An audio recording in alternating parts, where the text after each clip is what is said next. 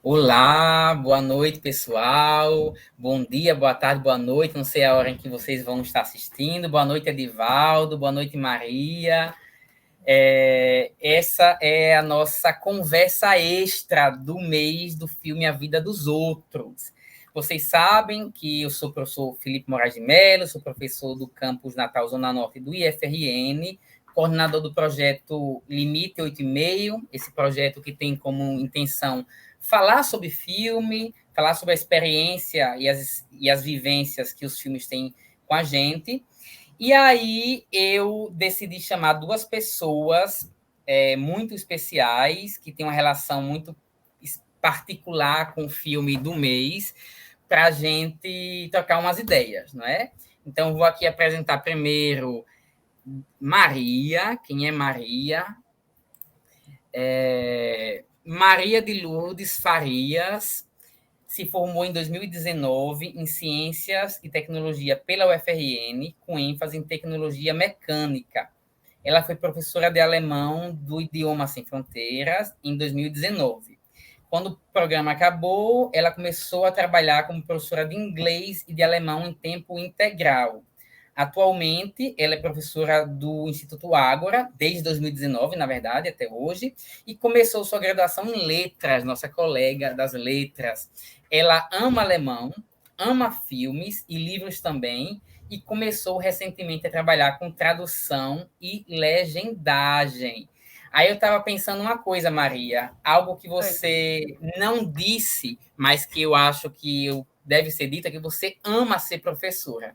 Eu conheço, eu conheço Maria, e passo já para você Uhum. se apresentar e dizer algo da sua visão, que estou aqui já de bedelho falando de você, mas Maria apareceu comigo por causa da linguística.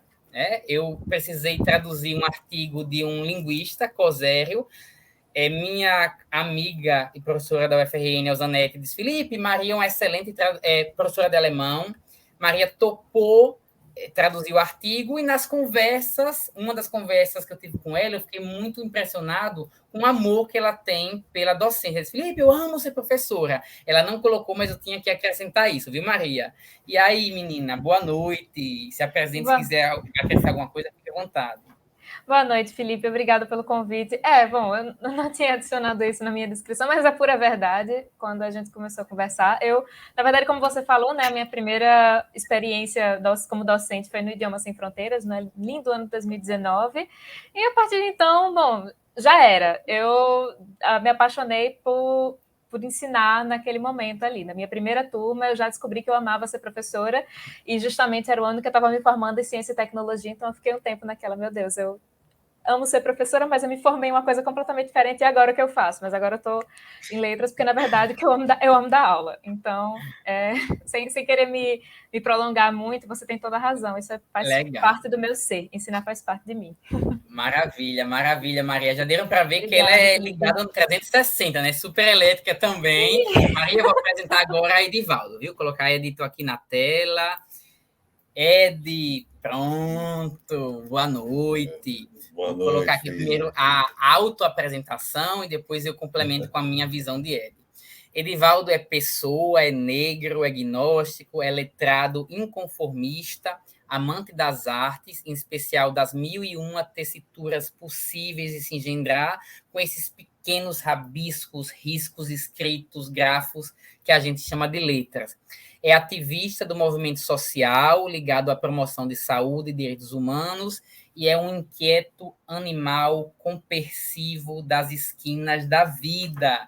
Uma coisa que eu Eita. diria que ele não apresentou, não falou, que ele é virginiano e é meu amigo das letras. Em 2005, hoje já vão aí 16 anos, ele e eu e ele éramos calourinhos das letras naquele setor Exatamente. 2 da UFRN. E foi amor à primeira vista, né? Para mim, quando eu penso em teoria da literatura, a gente estudou na UFRN IAUS, que fala em horizonte de expectativa. Eu não tenho nem medo de me soarem de brega ou de babão, pouco me importa. Para mim, Ed é meu horizonte de expectativa quando eu me penso gente, né? Para mim, Ed é um ser barroco, talvez um pouco mais telúrico do que etérico, mas é barroco. Ele é centro e é margem, ele é brasiliense terra e é búzios mar, ele é magnética maresia. É amor e é amar. Eu sou apaixonado por Ed, amo, ai meu Deus do céu. E ele é também a compersão, não é? Eu falo que ele é amor e amar, e daí essa compersão que se enleia nesse Gilberto Noll do Clube da Esquina da Vida de Ed. E aí, Ed? Eita, Felipe, é depois disso que é difícil.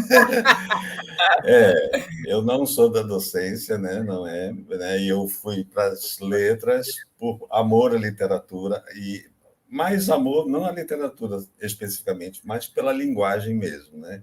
Eu amo a linguagem, né? Então acho que esse instrumento é maravilhoso e é o que faz uma grande diferença na nossa vida e é o que pode, né, causar grandes diferenças na vida, né? E aí a gente vai falar aí um pouquinho aí como esse filme também, né, entra engendra por esses caminhos aí, né? É isso. Legal, Obrigado. legal, Ed. Obrigado. Vocês dois por estarem aqui, né, numa sexta-noite e doarem o tempinho para a gente conversar. A pergunta que não quer calar, pelo menos para mim, comigo mesmo, com os meus botões. Por que eu escolhi os dois, não é? Primeiro, Maria, por causa do amor que ela tem pelo filme, não é? Ela, além de ser alguém que dá para ver que é apaixonada pela vida, apaixonada pelo ensino, dá para sentir isso ao ouvir Maria falando.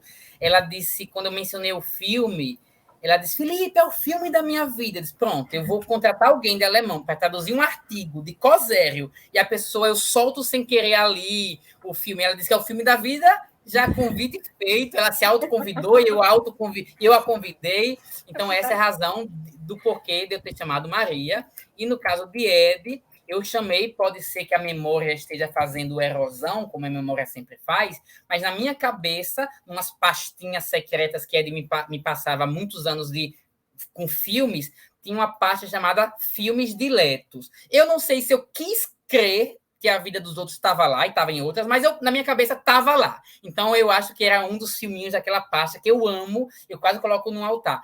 Pasta Filmes Diletos de Ed. Então, é aí o porquê de vocês estarem aí, aqui comigo. E a pergunta é, qual é a relação de vocês com o filme A Vida dos Outros?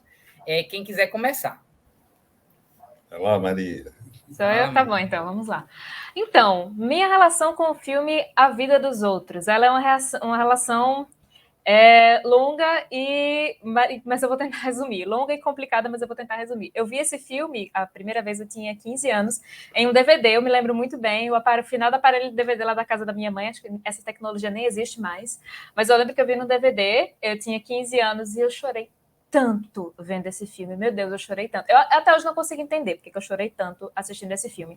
E ele foi, na verdade, não lembro, não tenho certeza se ele foi o primeiro filme em alemão que eu vi, mas eu sei pela cronologia que eu vi quando eu tinha 15 anos, eu comecei a estudar alemão quando eu tinha 20. Então eu vi esse filme 5 anos antes de eu ter minha primeira aula de alemão. Hoje eu sou professora de alemão, hoje eu sou fluente em alemão, mas esse filme, eu lembro que esse filme ele me marcou tanto que quando eu comecei a estudar alemão, eu percebi que eu lembrava de trechos inteiros em alemão, antes de eu ter aprendido alemão. Então, assim, esse foi um filme que ele me marcou muito e ele marcou grande parte da minha trajetória com o idioma alemão. Ele fez com que eu ficasse muito interessada, até porque o filme, a gente vai falar sobre isso um pouquinho mais tarde, mas o filme ele cita muita coisa da Alemanha, não apenas na época da Deutsche Demokratische Republik, da DDR, que é aquele período lá que eles estão vivendo, do Muro de Berlim e coisa e tal, aquele momento político muito importante da Alemanha, mas ele também cita muita coisa, como, por exemplo, ele fala muito de Brecht, os livros de Brecht e os poemas de Brecht aparecem muito, permeiam o filme, e aquilo ali me marcou muito. Eu lembro que eu comecei a estudar alemão no Instituto Ágora em 2014, não, em 2015, foi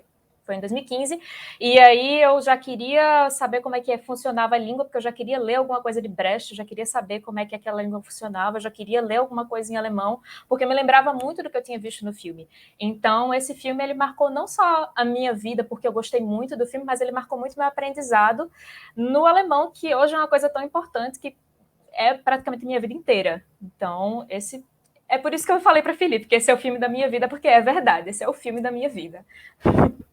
Legal, legal, maravilha, Maria. Agora eu vou passar para a Ed, né? Ed dizer qual é a sua relação, Dito, com a vida dos outros. Ed, o microfone está desligado, viu? Calma. Comece de novo. Pronto, voltou Pronto. aqui. Agora sim, do zero, Bem, do início. Vai lá. então vamos lá. Eu, como coloquei na apresentação, amo as artes como um todo, né? E as linguagens, né, que passam por aí. E o cinema sempre teve dentro da minha vida, né? Eu sou um cinéfilo, amo cinema, gosto de filme. E a vida dos outros eu assisti no cinema, né? Tem uma irmã minha muito querida e a gente sempre trocou muita figurinha assim, de filme. E aí ela me falou: olha, vai entrar um filme em cartaz, né? E não perca. E foi isso. Também fiquei muito tocado, como a Maria falou, né? Com o filme. Traz muita. Tem muita história, né? Assim, né? Muita informação dentro daquele filme, poesia, teatro, linguagem, né, como um todo, o poder da linguagem, né, como que você pode usar a linguagem para diversas coisas, né? Então, o filme me tocou nesse momento e realmente está dentro da minha pasta de filmes diletos, né? Como eu falei, como o Felipe falou. Então, até hoje eu vejo, revejo. Quando o Felipe falou do filme, eu falei, claro, vou lá na minha pastinha filmes diletos e fui rever o filme e como sempre foi um prazer, né? Assim, é um filme muito maravilhoso para mim, assim, né? Ele acrescenta demais informações, né, para todos nós e vejo até mesmo muita ligação atual dele, né, do que a gente está vivendo, né? É um filme, eu acho que a arte, como excelência, ela consegue transpor tempo, ela será atemporal, né? Então, um filme que não é recente, né? Mas, ao mesmo tempo, quando você vê hoje, eu consigo fazer uma leitura de muita coisa do que a gente vive hoje, né? Ainda naquele filme. E aí é essa ligação. E quando tiver aqui entrando, não precisam cortar, não, né? Mas porque a gente fez aqui nos bastidores um controle do tempo, aí de vez em quando eu entro, mas podem continuar. Eu podia ficar aqui a falar 2 horas, eu fico babando, assim, ouvindo vocês falando, é bom demais. E aí é muito bonito ver como é essas duas experiências, né? Maria viu o filme pela primeira vez no DVD, na casa, na telinha. Ed viu outra experiência numa telona. Os impactos foram diversos e, ao mesmo tempo, foram muito fortes e muito construtivos, né? Muito bom, muito bom ouvir isso de vocês. E obrigado a Ed, porque se eu assisti, tem a ver também com estar naquela pastinha. Viu? Obrigado. Pessoal, e eu fiquei pensando em assuntos. Tem muitos assuntos sobre os quais a gente poderia falar, mas eu vou trazer aqui só um, que é a questão de você ser conformista com a situação que está no momento. Tem uma parte que Paul Hauser, um amigo de Georg Dreimann, né, que é o escritor, um dos protagonistas, né, o escritor de teatro, o dramaturgo, e esse amigo dele, Paul Hauser, fala o seguinte: foram informantes e conformistas como ele, falando de um colega, que arruinaram o Albert. E continua: se você não toma posição, não é humano. Fala isso num contexto meio de chateação, achando que Dreimann estava meio ali na pachorra, meio conformado com uma Alemanha repressora. E aí eu fiquei pensando como Wiesler, que é o protagonista, não é? Esse ser que vai se transformando à medida que vai entrando em contato com a vida dos outros, como ele, quando começa a suspeitar que o sistema político, social do qual ele fazia parte não era aquilo que ele achava, ele poderia se conformar com isso, mas ele acaba ousando ser um anticonformista. E até estava falando nos bastidores que ele não só é anticonformista, mas ele é anticonformista por pensamentos, por palavras, atos e omissões, né? Ele omite coisas no relatório, ele vai, toca o interfone acolá, se encontra com Crista Maria no bar, não é? Vai como um demiurgo, vai se envolvendo, vai agindo cada vez mais.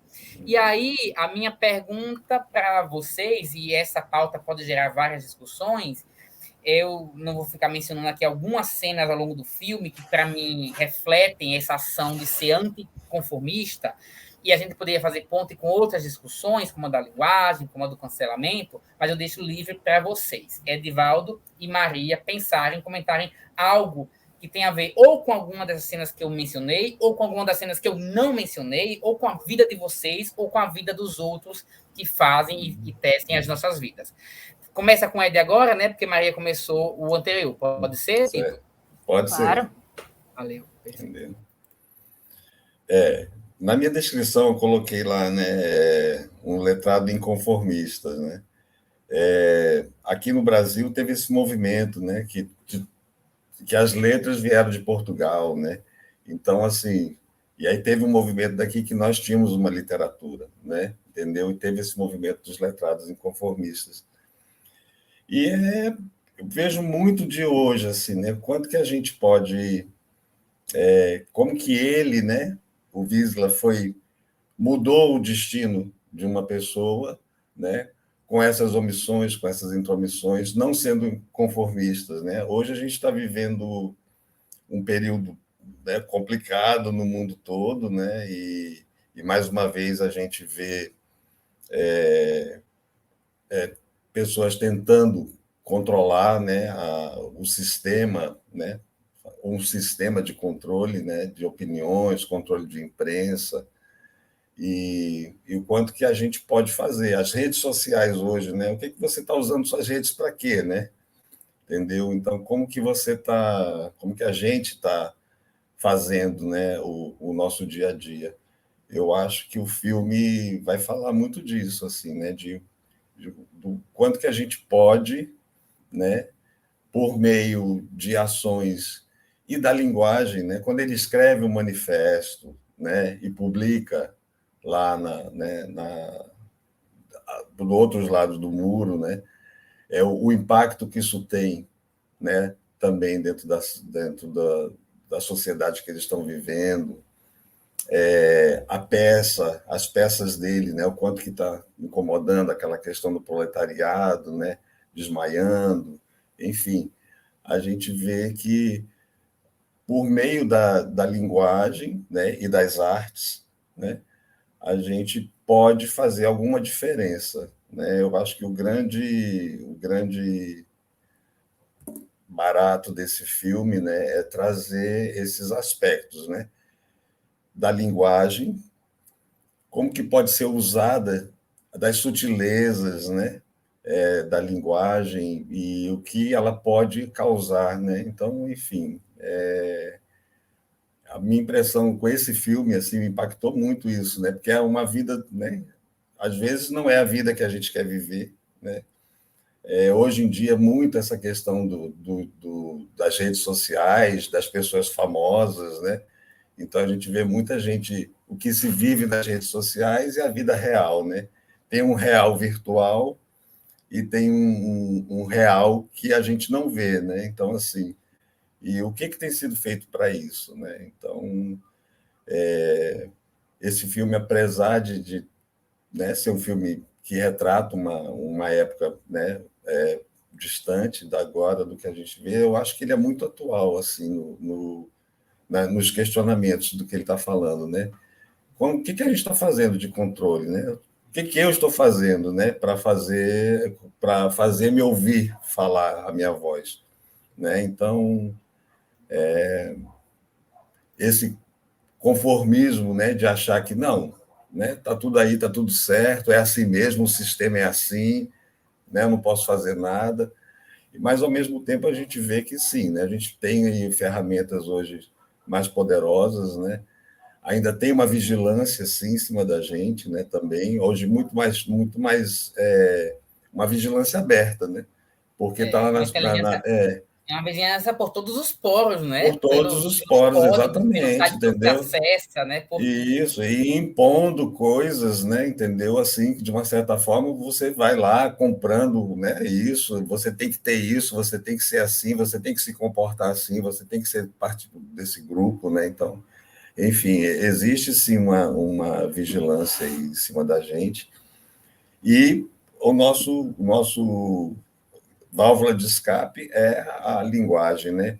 E a gente vai fazendo isso, escrevendo poemas, né? Relendo Brecht, né? A gente vai revendo filmes, a gente vai criando outras realidades, né? Para poder lidar com esse dia a dia. Eu achei esse filme super atual, assim, né? Quando eu vi agora de novo, eu falei, caramba, né? Eu acho que foi a melhor coisa, assim, né? De rever, né? Foi esse filme agora, né?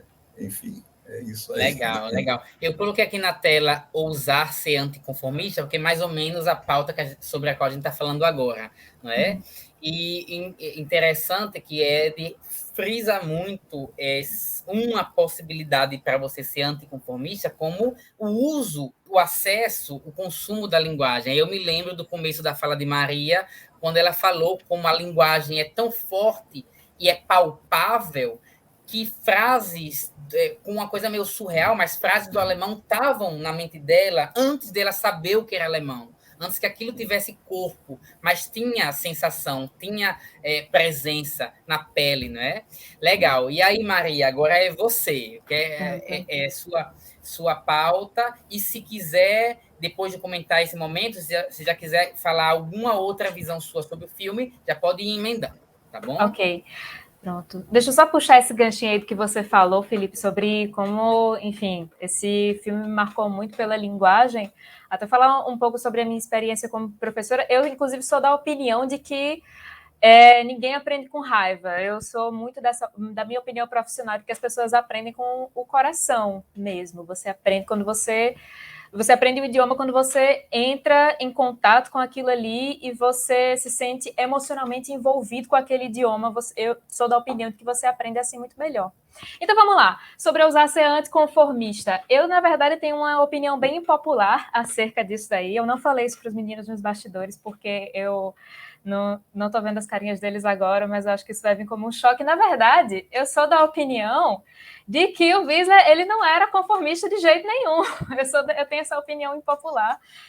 Desde a primeira vez que eu assisti esse filme, e até hoje eu mantenho o que eu disse, eu acho que, na verdade, o Wiesler, o espião, o Gerhard Wiesler, ele não era uma pessoa conformista. Eu acho que ele sempre foi um anticonformista e eu acho que o filme dá a entender, é muito sutil esse filme, mas ele dá a entender isso em diversos pontos, porque ele dá a entender o filme inteiro que o Wiesler, ele protege o regime e ele segue o regime por convicção. Ele realmente acredita que aquilo ali é o correto. Ele realmente acredita que toda aquela perseguição, inclusive os interrogatórios, a parte dele marcar o nome do aluno que questionou ele. Nossa, por que você ficou questionando o cara por tanto tempo?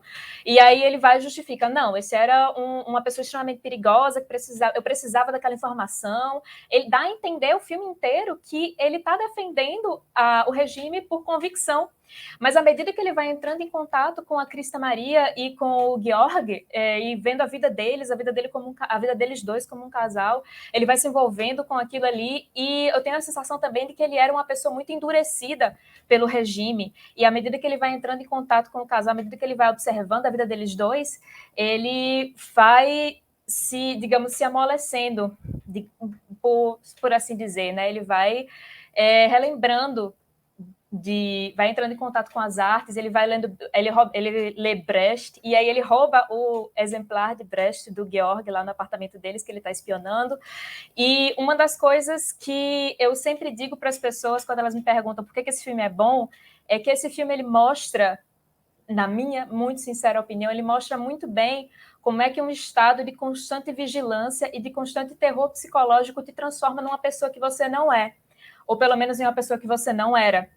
Porque o que dá a entender é que o Wiesler, ele é uma pessoa boa, ele é um homem bom. Isso fica evidente no meio e no final do filme, que o nome da música que o amigo do Georg que se mata, ele dá a ele, é Sonata para um Homem Bom. E o livro que o Georg escreve no final sobre o Wiesler, sobre o espião dele, chama-se Sonata para um Homem Bom, e ele dedica ao espião dele como uma forma de dizer que, no fim das contas, para o melhor dos casos ou o pior dos casos, aquilo ali era um homem bom. E um estado de constante vigilância, de constante terror psicológico, transformou ele naquele espião, naquela pessoa que ele não era, ou pelo menos não queria ser.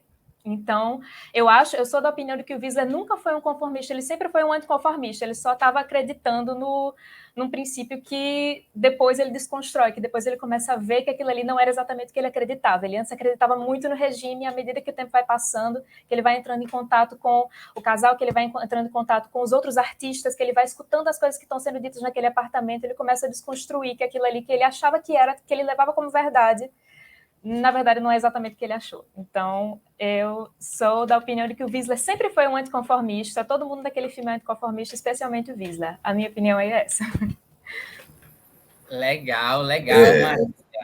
Fala, eu acho que é essa discussão que a gente traz, né? O ser humano é um homem, o ser humano é um bicho bom ou um bicho ruim na sua essência, né? Entendeu? Mas aí entra o papel da sociedade, né? Então é muito interessante como que vai mudando, como você fala, né? A partir de que ele olha para a vida dos outros, mas ele não é porque ele tem contato com coisas que ele não tinha ainda, porque se a gente pensar naquele regime totalitário lá, queimava livro, né? Destruía, não podia ter de acesso. Então, ter quando ele pega a antologia do Brecht, né? E ele vai ler aquele poema, né? E aí a carinha dele é muito bonito, né? Assim, tipo, como aquelas palavras tocam o coração dele. Quando ele escuta a sonata, o protagonista tocando, né? Uhum. Que o outro dá a partitura de presente para ele de aniversário, né? E aí ele vai e senta.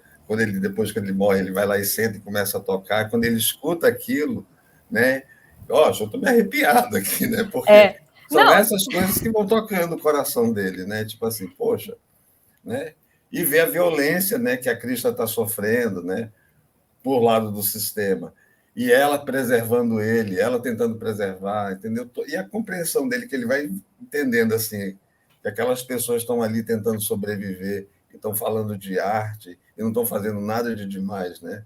E, pelo contrário, né, estão defendendo uma liberdade, né, que as pessoas podiam experimentar aquela liberdade que ele passa a experimentar a partir da vida dos outros, né? E fala disso, né, da gente de sociedade, né? A gente vive, né? Nós somos seres sociáveis, né? É engraçado você ouvir essa questão de Maria dizendo, olha, eu discordo, mas no início eu disse que Wiesler, ele acreditava no sistema, e quando ele começa a duvidar da idoneidade do sistema, ele começa a ousar ser anticonformista. Mas muito boa a sua sacada, Maria, porque não é que ele ousava, se ele não fosse anticonformista, não tivesse no anímula, o águla, blândula, no espírito dele dentro ali, não tivesse essa chama, não teria descoberta que movesse espíritos sobre as águas, não teria descoberta que gerasse ações diferentes. Muito boa, eu acho que é isso mesmo.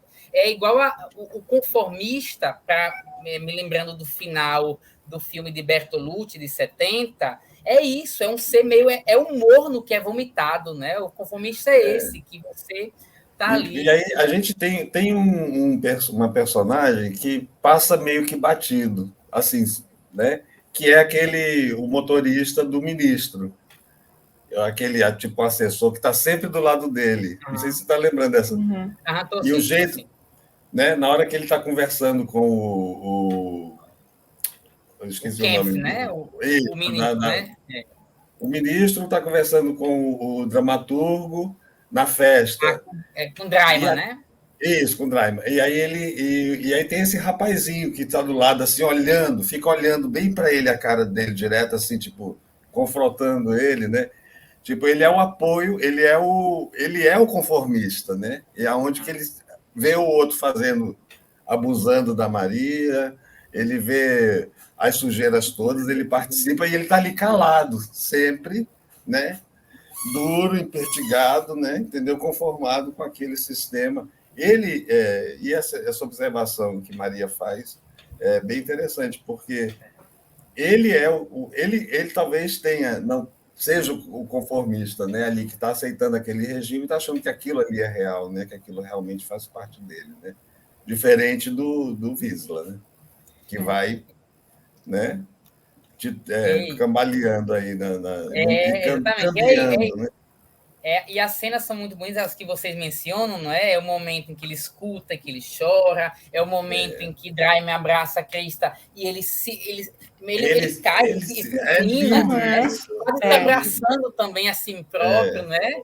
Tem uma outra cena também que eu não, acho que passou batido também, uma cena bem curta, na verdade, que é quando, para mim, na minha opinião, aquele ali é o momento da epifania do Wisla, que ele vai entrar no elevador e ele entra no elevador junto com um menininho, uma criancinha, um menino da bola, exatamente. E aí é uma criança, tipo, realmente criança mesmo, sei lá, acho que ele tem uns 4 anos, e aí o menino pergunta se ele trabalha para a Stasi. E aí ele diz, por quê? Porque meu papai falou que as Stasi são pessoas ruins que prendem as pessoas. Aí ele olha assim, menino, e como é o nome do... Ele vai perguntar, e como é o nome do seu pai, porque ele já sabe o endereço, já para mandar a galera lá, vou bater na sua porta e tchau, papai. E aí ele pera e ele fala, da sua bola. Aí o menino, como você é bobo, bolas não tem nomes. Isso, aí ele se liga que o que ele tá fazendo, poxa, eu vou mandar a galera pegar o pai do menino pra quê? É o momento em que ele realmente percebe que, poxa, ok, talvez o que eu esteja fazendo seja tão bom assim, não.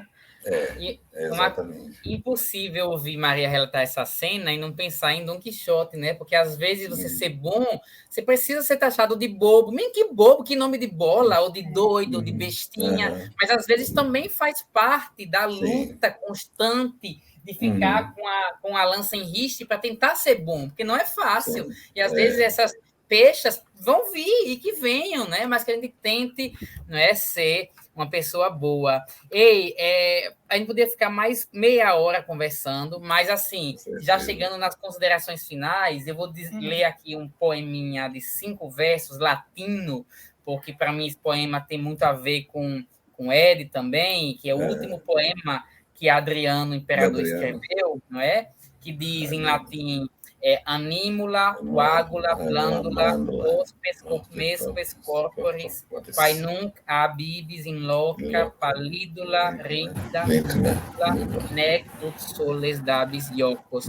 E aí eu fico pensando, não é? Que bonito que nós estamos aqui em 2021, apesar de muito conformismo no Brasil e no mundo, mas que nós resistimos e ainda temos a anímula, o águla, blândula, esse espíritozinho errante e brando, batendo aqui dentro da gente e fazendo o Ed ficar aí com essa serenidade, ensinando, Maria agitadíssima e linda, trazendo luz para a gente, eu aqui encantado no meio de vocês dois, e que nós não somos como mais de 615 mil brasileiros, infelizmente, já palídula, rígida, núdula, né? Esse corpo já pálidozinho, rígido e pelado, né? Debaixo da terra. Então, que isso, para mim, mostra também os riscos de ser uma pessoa conformista. E, ao mesmo tempo, a coragem que a gente precisa ter. Eu acho que, como o Ed falou,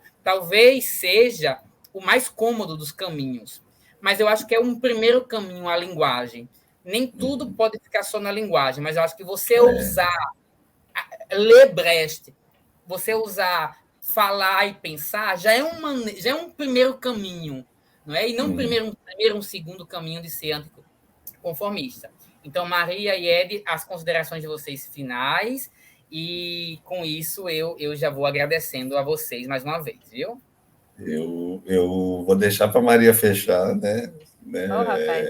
Entendeu? Mas não, porque realmente com esse nome, né, mulher especial, né, aí professora, eu queria agradecer, né, para mim já ter um cineclube, né, já é um grande barato, né? Então assim, já é um ato inconformista, né? Você trazer para os seus alunos, né, A Vida dos Outros, né, para uma discussão, e ou os outros filmes também que vocês estão, né, já passaram e o que virá, né, fazer esse convite, né, dar essa variada aí, né, já é um ato inconformista, né, para a gente pensar em atos que a gente promova mudança, né? E aí vem essa história da compersão, né, de ser compersivo, né? Isso é um conceito que eu descobri há pouco tempo agora, bem pouco tempo, né? E aí me lembrou muito do Wisla, né? Assim, como que ele acaba, assim, que tem muito a ver com a vida dos outros, né? Que é você sentir Felicidade. uma felicidade pela pessoa que está amando outra pessoa, né? Então eu acredito que a gente fazer esse exercício de ser feliz com a felicidade alheia, né? Entendeu? E deixar a felicidade alheia também tocar o nosso coração, né? E o Wisla é muito bonito, né? Assim, eu acho, no final das contas também, que é outra imagem maravilhosa aqui do filme, que é ele entregando cartas, né? A carta tem esse poder de ligar pessoas. Estou eu arrepiado de novo aqui, né? Eu também, todo arrepiado. A carta tem esse poder, né? São duas pessoas entregando a sua escrita, a sua palavra, a carta, né? A gente pega a música do ST lá, né? Do Nando Reis, né? Tem cabelo cortado, tem perfume, você faz confissão, você tem mil coisas numa carta, né? E ele está ali, né? Naquela função dele lá, né? E quando ele pega o livro, ele fala, o cara vai para embrulhar para presente, ele falou, não, é para mim mesmo. E o livro é para ele mesmo, né? Então, assim, é uma humildade e, ao mesmo tempo, é de uma beleza, assim, né? Esse amor que ele recebe de volta, que ele dá, né? Essa compreensão que ele oferece e que depois ele retorna para ele, né? Eu acho que esse vídeo, esse cineclube, né, é esse ato de compreensão agora seu. E eu só muita gratidão. Eu que agradecido, Ed. Me fez arrepiar um bocado de vez agora com sua fala, como sempre. Maria, você fecha essa nossa noite. Ai, meu Deus, não, depois dessa fala do Ed, eu não sei nem o que eu vou dizer, né? Bom, em primeiro lugar, muito obrigada pelo convite. Meu Deus, eu tô muito arrepiada aqui. E realmente, cara, eu tava tentando lembrar da cena. Obrigada por ter lembrado, Ed, que ele compra o livro e fala, é para mim. O rapaz pergunta, é para presente? Ele fala, não, é para mim. E realmente o livro é para ele. Essa cena é muito, muito tocante. Então eu vou fechar dizendo só 3 coisas. A primeira, veja esse filme, que você que está assistindo, não sei quem você é, mas veja esse filme. Busque conhecimento e não seja conformista. São as 3 coisas que eu quero dizer para fechar a noite de hoje. Veja a vida dos outros, busque conhecimento e não seja conformista. Porque... Maravilha. Muito obrigado, Maria. Obrigado, Ed. Amo você. Obrigada, Felipe. Boa noite. Obrigado, Boa noite, Boa noite. Saúde, viu? Saúde Tchau, gente. para todos. Tchauzinho.